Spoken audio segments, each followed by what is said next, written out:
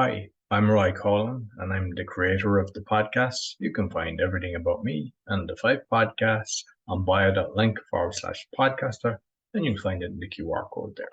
I'd also like to thank my sponsors. If you or someone you know is struggling with anxiety and want to know how to be 100% anxiety free in 6 weeks without therapy or drugs, Daniel Packard Anxiety Solution Program Company offers a 6 weeks system that permanently solves anxiety at an astounding 90% success rate. People who join the program only pay at the end once they have clear, measurable results.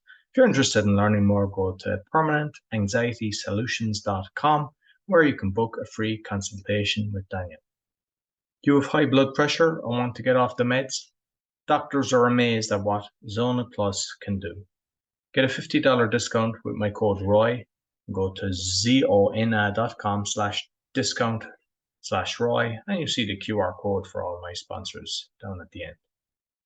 Quality Polish manufacturer of metal products for telecommunication and workshop equipment and other metals. If you'd like a brochure, you see it in the QR code, and you just let us know if you would like a quotation shipped internationally and very competitive rates. I hope you enjoyed this week's podcast. Welcome to the Speaking Podcast. You can find all our episodes on speakingpodcast.com. We're also on BitChute and YouTube. You find the links in the podcast description. I'm a podcasting coach. I've got 4 other podcasts, and you'll find everything on bio.link/podcaster. My guest today is an author and an activist. Please welcome Sandy Stream. Nice to be here, Roy. Thanks for having me. No, I'm looking forward to this because I've got your book here and I've read it and it's actually excellent. But you might let the listeners know a little bit more. Who's Sandy?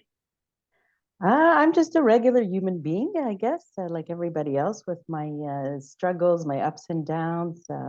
Technically, I'm a lawyer by profession, but that's not how I identify myself at all.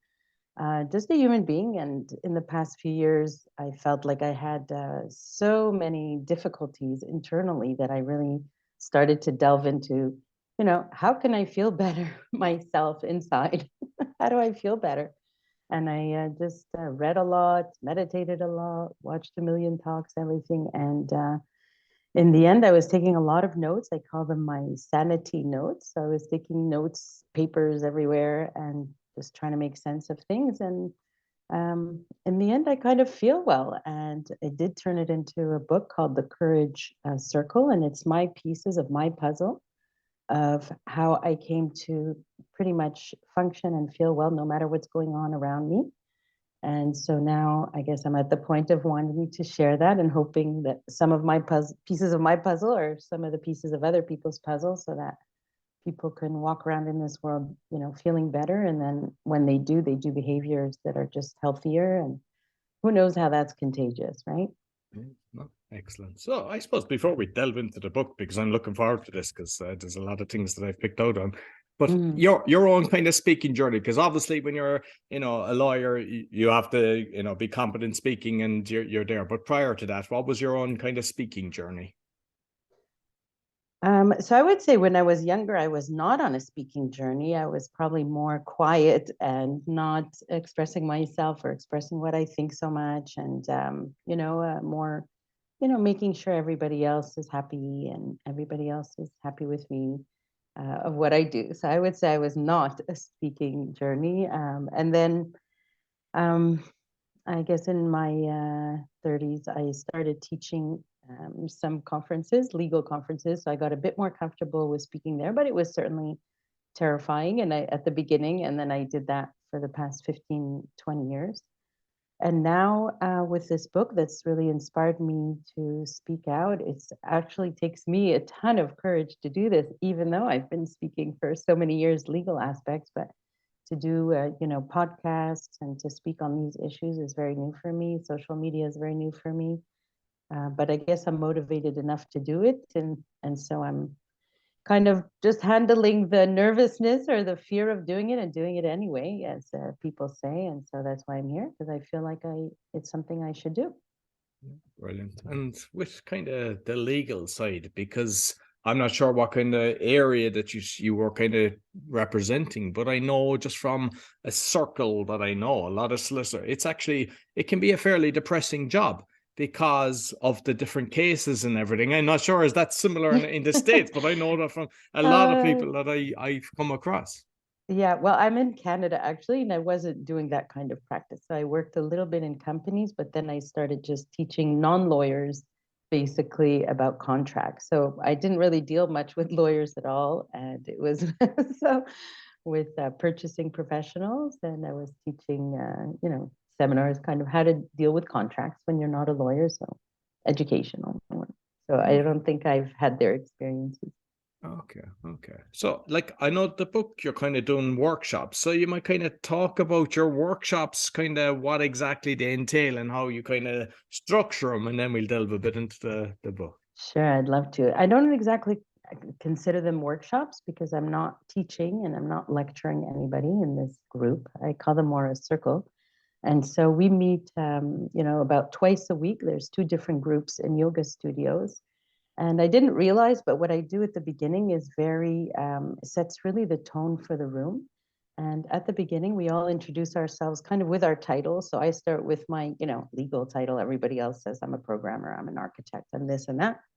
And then we actually drop all these titles. I ask everyone to forget about their titles, forget about their kids, forget about their cats and dogs, and just, try to deal with each other as human beings in the room, from a deeper place, from our essence or from our inner being.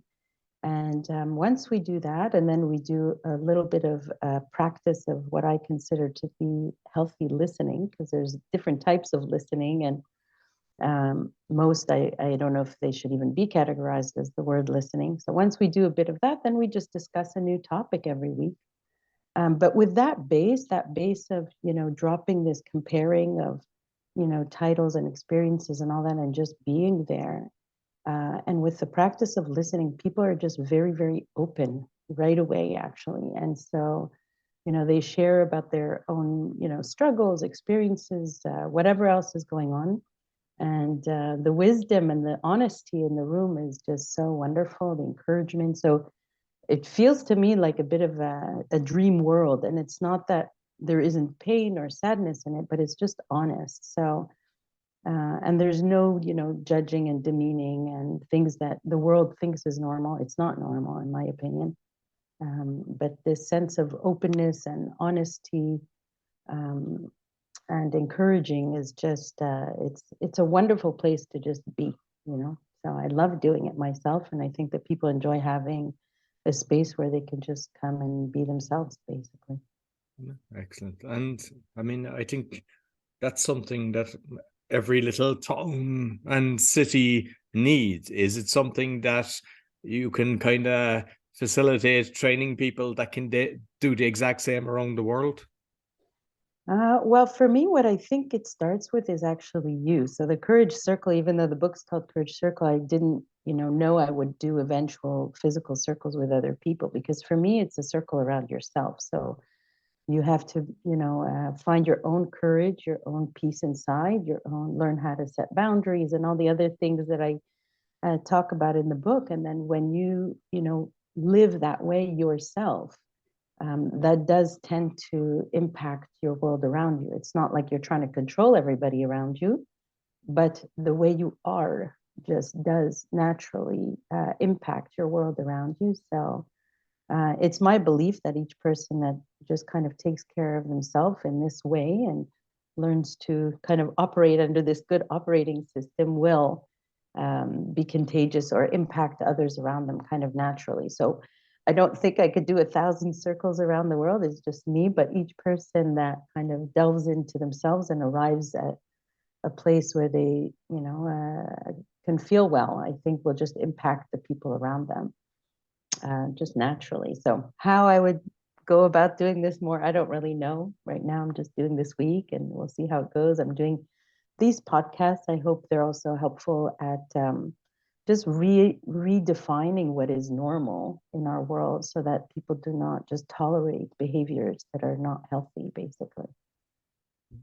Excellent. And like just prior to recording, we were talking about, that there's very few people read now. And like because I read about 100 books a year. I love reading. And what I loved about this, and I think why I would encourage people to read it is a lot of times you can get a book and it's like a chapter is, 50 pages. And I think people think about that and everything, but you've got small little snippets, but they're actually, what I found is when I'm reading it, and it doesn't happen with every book, is you go into deep thought. And I love that because basically you're kind of sharing your story or you're mentioning something about it. And then you go, well, you don't, I do it. I go into my own little bubble inside.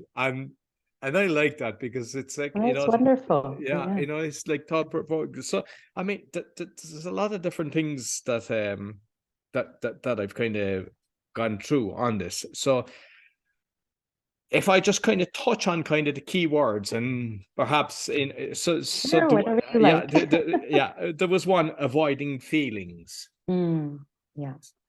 So that's, for me, that's one of the first steps. It's not like the whole step, but one of the biggest mistakes, not mistakes, things that's been happening for the past 5,000 years, I guess, is this demonization of emotions. So we think emotions are like bad or wrong or weird, or I shouldn't have them or something. And in fact, I think it's the opposite. So our emotions are very natural and healthy, and they guide us. So they are our internal guidance system. So, if you feel sad, that's not a bad thing. It's natural and healthy, and it's telling you that you need something or that you need to move in a different direction. So, maybe you're lonely and you need to try to make a friend, or maybe you need to get out there. Or so that would be sad, or maybe you just need time to grieve a loss. So it's not something bad, or I shouldn't feel this, or I shouldn't feel that. And the other one is that common people push down is anger. So anger is also a very healthy emotion. It allows us to know, where we should set a boundary or where we need to act in our life.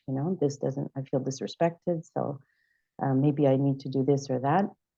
Of course, anger doesn't mean you get to behave aggressively or lash out at people, but we're talking about just feeling anger is healthy and normal. Just having the feeling itself, and then sitting with yourself and trying to understand why you feel it and what's going on with you, that's perfectly healthy. So when we stop demonizing our emotions and start listening to them instead and see what's going on, we actually start to feel our body, and we get out of just being in the thoughts, the thinking head, which I call the calculator, I guess, where we're just kind of analyzing. We're actually feeling what's going on.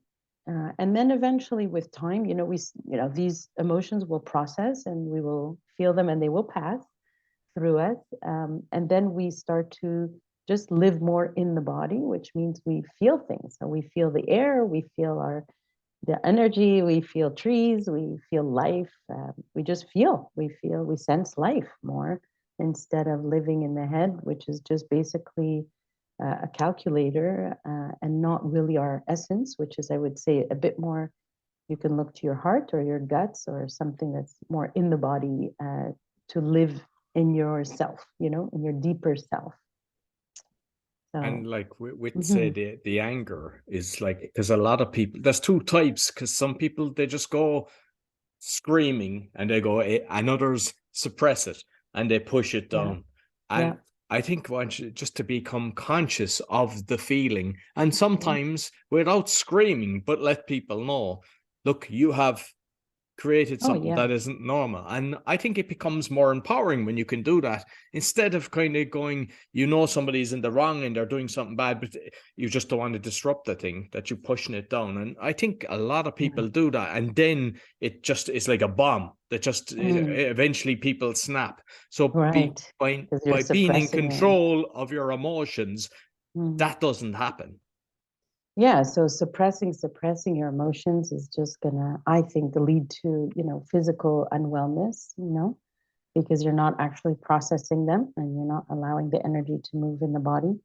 So that doesn't help you. And then, like I said, screaming at someone, that's not feeling your emotion. That's lashing out at somebody. That's something else. Feeling your emotion means, oh, I feel like myself getting really revved up inside, and now I'm going to allow myself to feel it and understand why I feel it. I don't get to do anything to anyone just because I feel angry, but it's important to actually feel it completely and understand why. And then, if you want to do some actions by yourself that can help you discharge this feeling, whether it's running or burning some letters or doing something else, that's fine, but it doesn't give you the right to do something to other people just because you're angry. It does give you information now. You know what? For example, I feel disrespected talking to Roy. The way he speaks to me, I feel so disrespected. I'm starting to feel angry. Then I get to make a choice. Maybe I won't talk to Roy anymore, right? Because I listened to my anger. Maybe I'm not going to do this anymore. I'm not talking to you because I'm feeling disrespected. So that's where you have power actually to make choices based on listening to your feelings.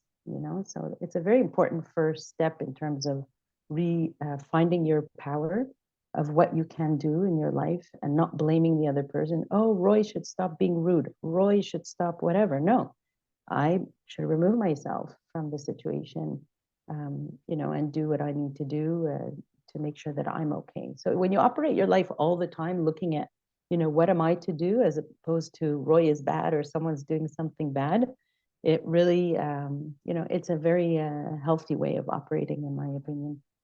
Absolutely. And I like what I've seen in life as well is sometimes people, because they've got friends from an early age or their circle, they believe that, but they're my friends. And like, Yeah. I believe that, look, you have bridges, you have to break some bridges, but new ones will form.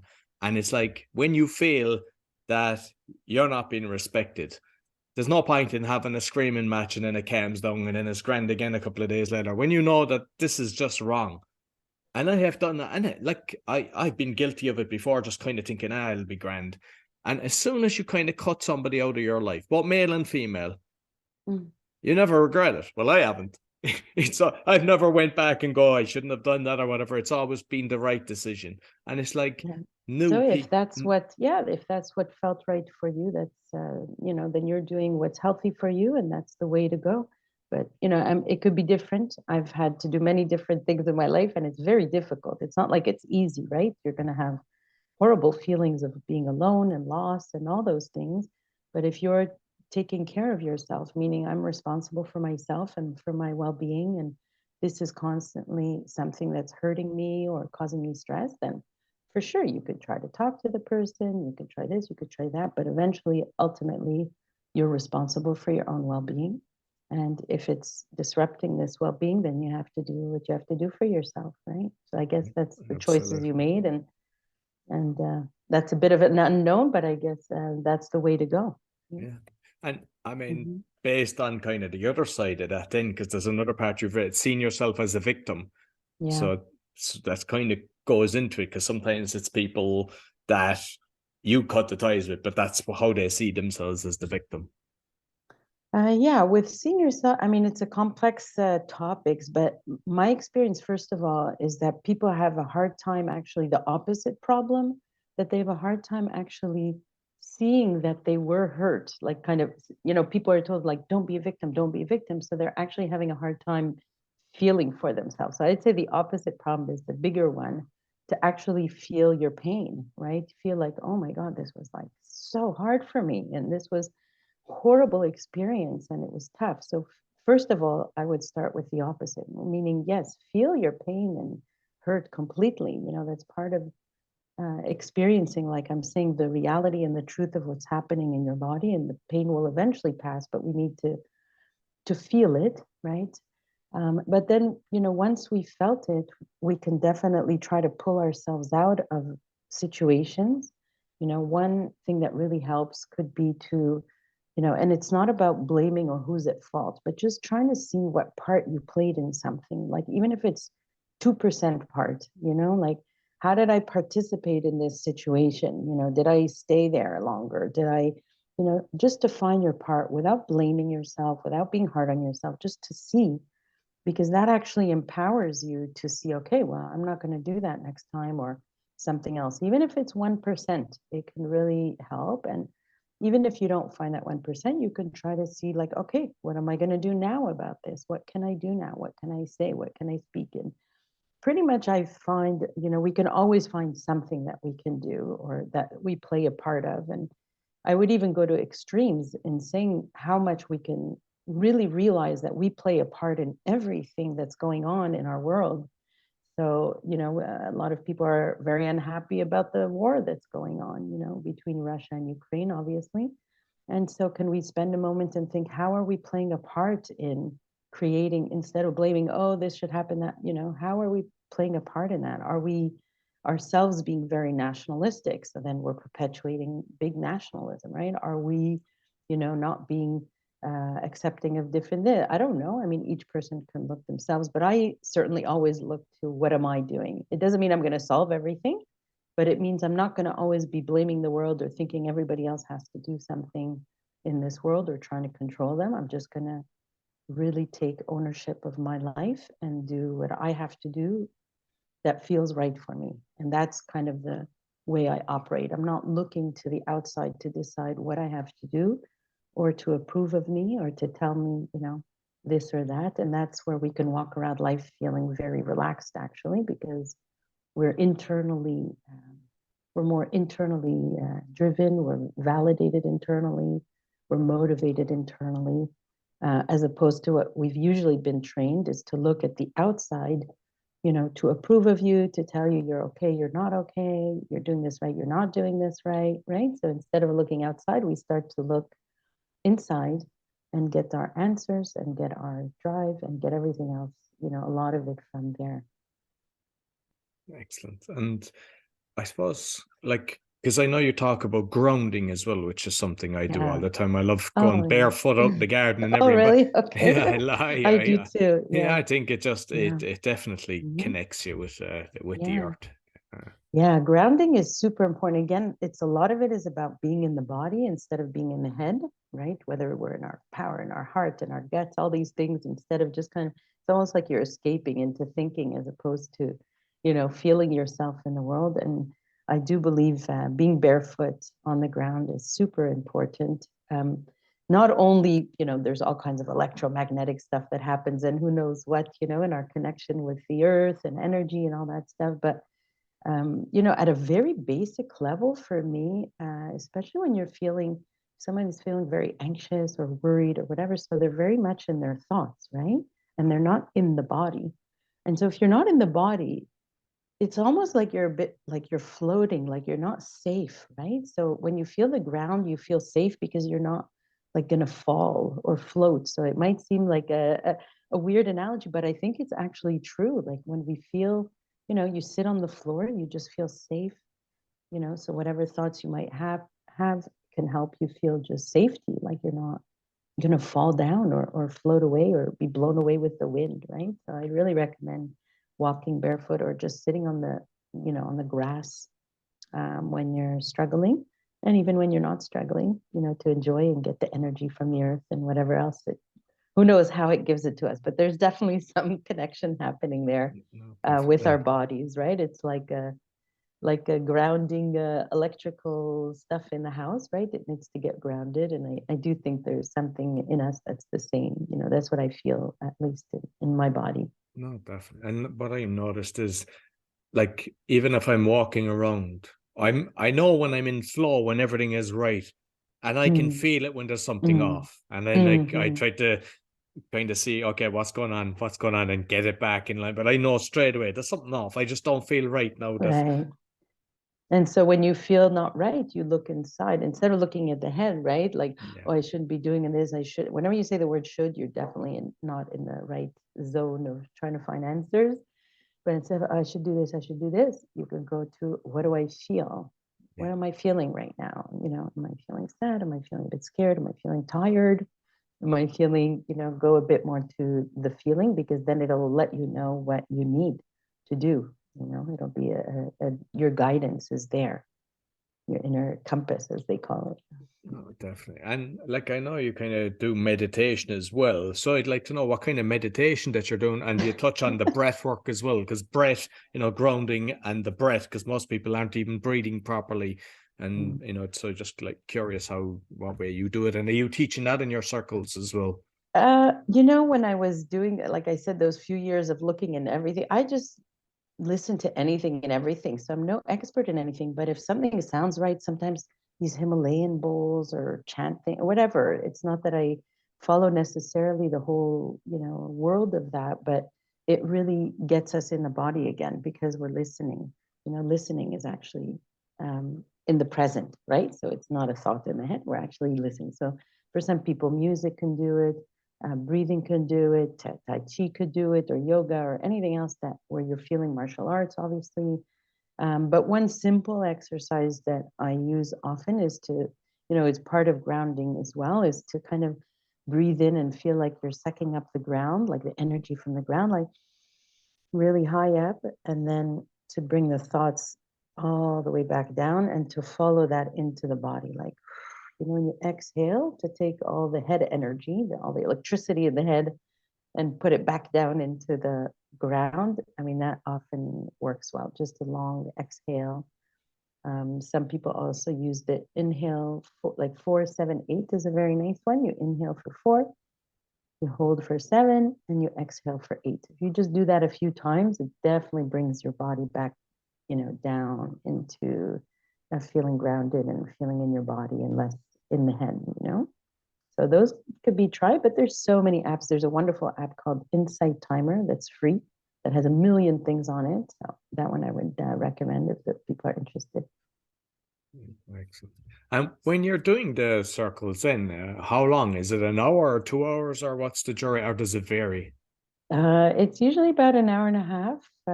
Yeah, about an hour and a half. The one I did 2 days ago, our discussion was what is putting people down? So that's what we were all discussing. Everyone was discussing their points of view and how they experienced it, and all kinds of things. It was just absolutely fascinating discussion. And the next one that I have today, our topic is going to be, is something actually wrong with me? So we're going to talk about all the messages people have given. I'm sure I know some of what's going to come. People are given the constant message that something is wrong with them.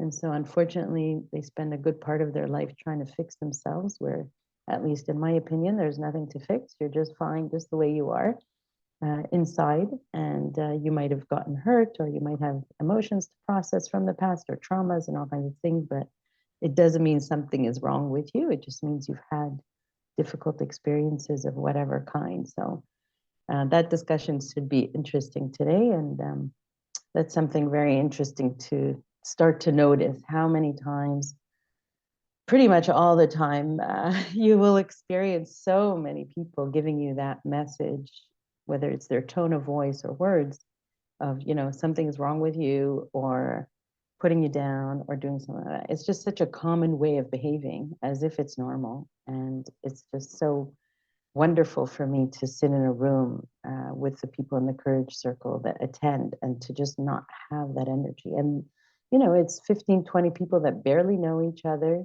all different races, cultures, and ages, and everything else. And it's possible, because I live it every single week. It's actually possible. Yeah, and I mean, like the power of words. We just look at even talking to plants and everything, and like with the cell. And when you look at sometimes even the parent, how they talk to the child, or the spouse is talking to each other, and sometimes they think it's just words, but the reality, it's going deep within. Oh, absolutely. Yeah. And the tone of voice is really what matters a lot too, right? Like, not just the words, but the tone. That's always telling you you're bad, you're wrong, you're that. When you hear that all day, every day, imagine a kid all day hearing like, you're so stupid, you can't do this right, you can never do anything right, this is not good enough, this is not. So obviously they're going to grow up thinking that something is wrong with them, or that that something is off. But is that actually true? I don't think so. When I just curious your thoughts on the best way to deal with that, because I think we've all been in situations where you're either in a supermarket and you see somebody doing that to the child, or in the school or something like that, and most people tend to, it's not my problem, and just turn away. But are we guilty of allowing it to spiral by just kind of intervening? It's a hard one, and I'm just curious your thoughts on that one. Well, I mean, every person needs to decide for themselves, what they feel they should do in their life. So I can't really say what anybody else should do, but it's, in my experience, sometimes I have intervened, sometimes I haven't. I've done things in different ways, depending what I witnessed. But yeah, there was actually the true story. Just last week, there was when we speak about feeling your anger, actually, maybe this is a good story, because last week I was sitting in a coffee shop and there was a guy who was really, I mean, whatever, a man in his 30s or 40s, and he was really like nasty with the other guy he was sitting with. Like, it was bad. I guess he was his employee, and I'm not sure, but the tone of voice and the constants, I was just sitting there, and eventually I started getting really angry inside, right? Because I'm listening to this and it was so frustrating. And then I had to, realize, first of all, oh my God, I'm really getting angry here. What do I want to do? And realizing that I cannot, control other people or tell them what to do or, necessarily preach or anything else.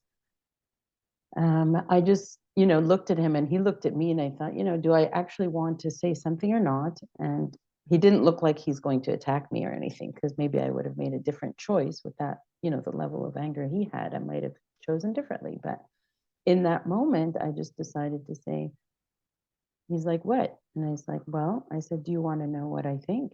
And he said, yeah, okay, go ahead. I go, are you sure you really want to know what I'm feeling? And he said, yes. And I said, well, I just want you to know. And I said it in this tone. I'm feeling a little bit angry inside because of the way that I'm hearing you speak to this person. Just like that. Goes, oh, really sorry, I've had bad sleep and this and that, and I don't know what, and made all kind, but it's not an excuse, and da, da, da, da. And I'm like, well, I'm just telling you how I feel.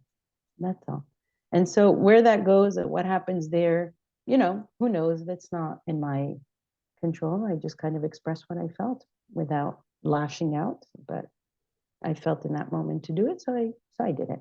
It's not something I do every day or all the time, but in that moment, I felt to do it. So yes, I did. But I And think nothing that's the happened. best Yeah. way to do it as well, is because sometimes people, when they intervene, they do it in an aggressive mode, and there's no way that's going to lead. Like, staying calm and just going up to someone and say, look, I just like to, because you have to try to come from their side, because, whether it's the child that's annoying them, or because sometimes it's something else. It could be a financial thing that they're just frustrated because of that and taking out on the child. But if you can remain calm as you're having the conversation, then it doesn't affect, it doesn't spiral into an argument. The kind of person can sometimes take a step back, acknowledge it, and actually make a shift. It can happen, yeah. But, it's really, really important also to separate the person from the behavior. I mean, for me, that's absolutely critical. Like, not to be, even if someone's doing a behavior that's not okay, or you think it's not okay, at least, it doesn't mean their person is evil or bad or anything else, right? Because we don't know their whole life and everything that they went through.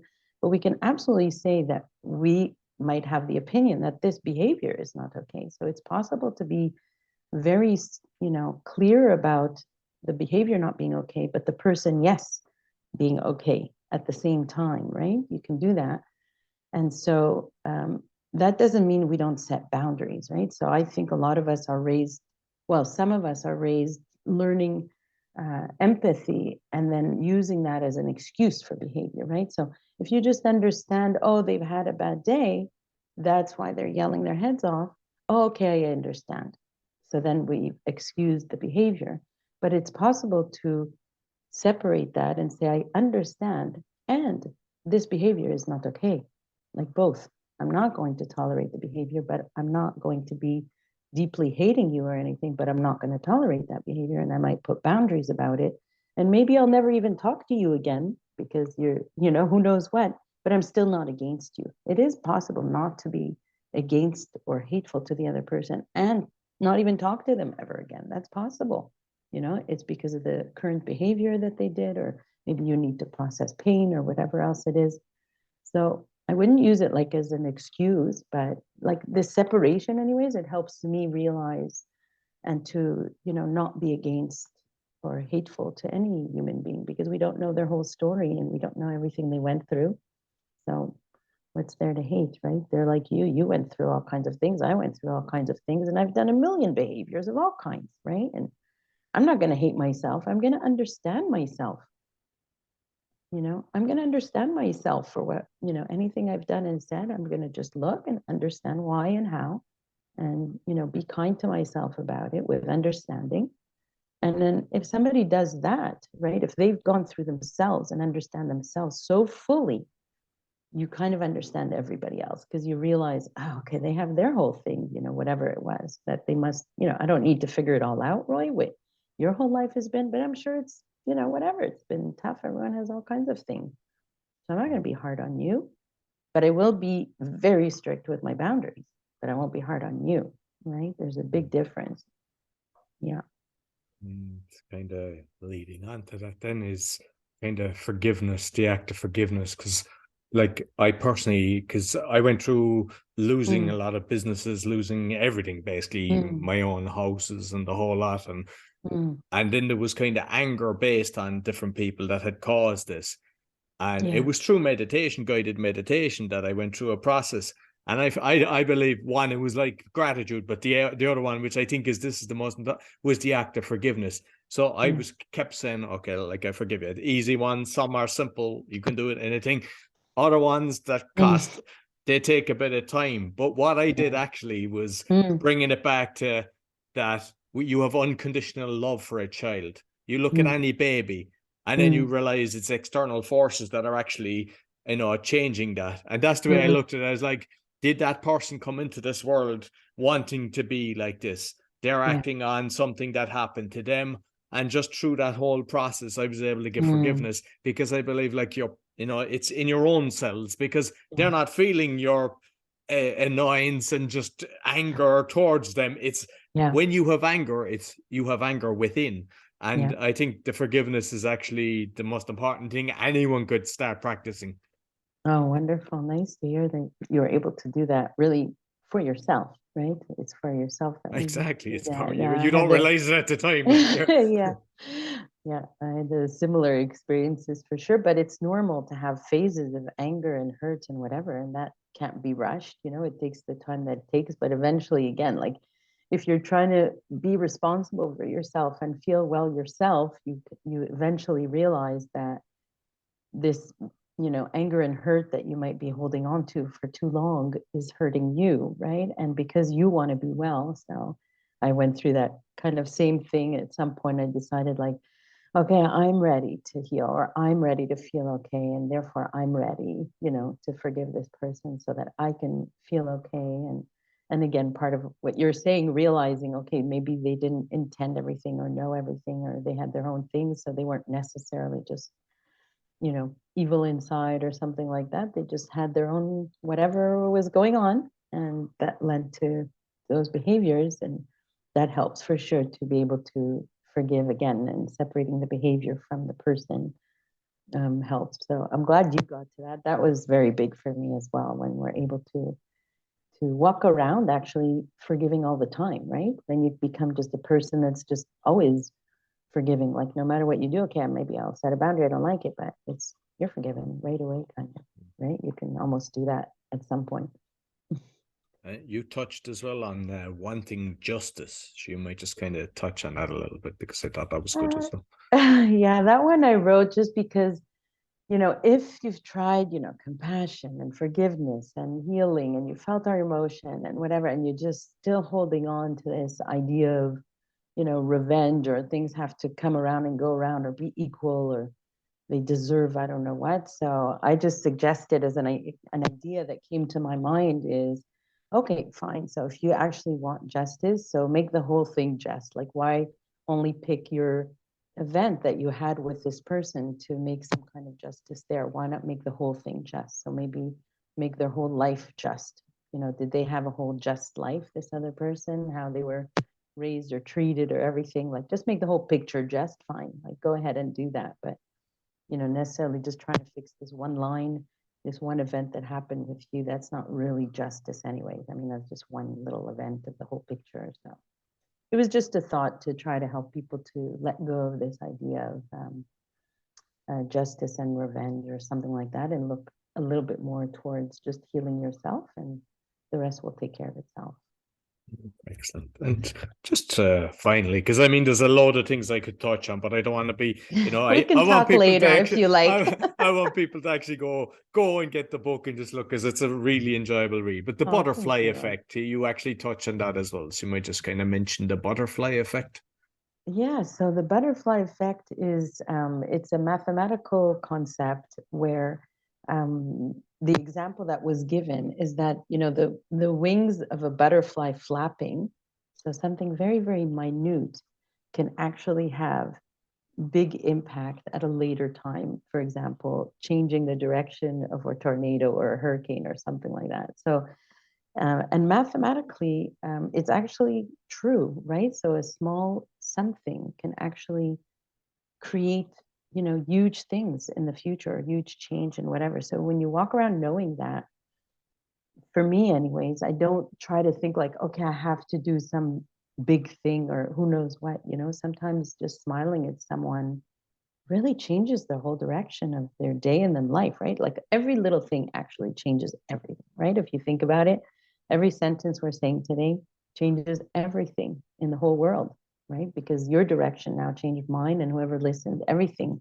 just moved slightly differently, and then it's some other new direction. So this, I find, is a very fascinating idea to just be aware of all the time, and also take you away from feeling you need to like change the whole world or save the whole world or doing things like that. So just doing small things and letting it go, I think, can have who knows what impact and how, and I'm sure it does. So you can think about that and just smile at someone, and I'm sure that has huge impact.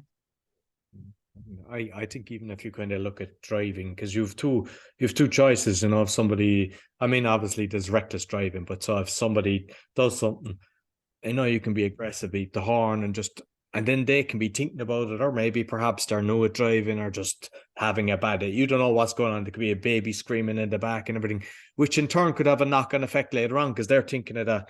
Or on the opposite side of the fence, you see somebody, you just slow down, let somebody out, you open the door, you hold the door open. For what I have actually found is I just have a habit. I've always do that. I'll always hold the door. If I see somebody coming in, I will never close the door on somebody's face. And I'm seeing that it's happening a lot with a lot of people, the younger generation. They don't do that. It's just kind of, but it's something I've always done.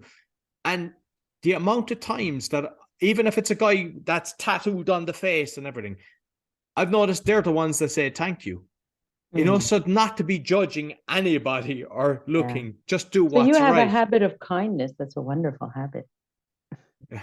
And by doing that, then my son, my youngest child, he sees that, so he does that as well. I mean, I even see him when I'm shopping. If he's going along and I'm looking and he stops, he's stopping because there's somebody else going across like that, and it's just a little respect. It's little, and so these little things, people see it, and then they actually replicate it because they actually appreciate it by seeing it, and then they're conscious of it and they can do it. So that's how we make change in the world. Just the little things. I agree. Yeah, very nice. Listen, thoroughly enjoyed the conversation, Sandy. So you might let people know how can they get in contact with you. Well, I just have a website, so it's called thecouragecircle.com. So that's where, if somebody comes to Montreal and wants to come to the Courage Circle, you're welcome to come, or if you want information or to contact me, so just on the website. Brilliant. And what I would actually say is, personally, I think if you can start doing this online to get more people involved, and because it's brilliant for people in Montreal to be able to do it, but I think just by having gone through the whole lot and just having the conversation with yourself, I think that in itself will have a massive impact in the world as well. Because if you've got all these different groups of people of different religions, ethnicity, everything, and just having full respect and just removing the titles, that's how we'll make change in the world. So I encourage you to start doing that, because you definitely have a gift. You have a gift with words, and you can feel your compassion as you do, which others will as well. And I think by perhaps making them the world your circle instead of just Montreal. I'll try. I'll do what I can. Okay, thanks very much. I'll make sure I put the website up both on the audio and the video. Thanks, Ray. It was a pleasure to meet you. No problem. Pleasure meeting you too. So that's all for the Speaking Podcast. You can find all our episodes on speakingpodcast.com. As mentioned, we're on BitChute and YouTube. And you'll find my podcast coaching along with my 4 other podcasts, including the meditation podcast. If you want to actually get grounded and have some nice meditation, bio.link/podcaster. Until next week, take care. So I hope you enjoyed this week's podcast. You'll find everything about me on bio.link/podcaster with all my podcasts, and you'll find it, you see in the QR code in the graphic that's shown. I'd like again to thank my sponsors. So if you or someone you know struggling with anxiety and want to know how to be 100% anxiety free in 6 weeks without therapy or drugs, Daniel Packard's Anxiety Solution Program company offers a 6-week system that permanently solves anxiety at an astounding 90% success rate. People who join the program only pay at the end once they have clear, measurable results. If you're interested in learning more, go to permanentanxietysolutions.com where you can book a free consultation with Daniel. Do you fight blood pressure and or want to get off the meds? Doctors are amazed at what Zona Plus can do. You can get a $50 discount with my code ROY, zona.com/discount/ROY.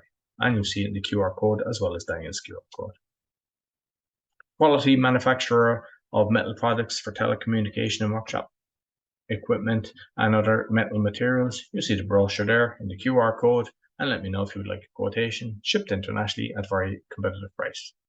I'd like to thank all my sponsors and also all my listeners. Be sure to give me a thumbs up, 5-star rating, share with your friends, really helps. And I also have a video on how to give a 5-star rating because a lot of people have wrote to me asking me that they don't know how to do that. Until next week, take care.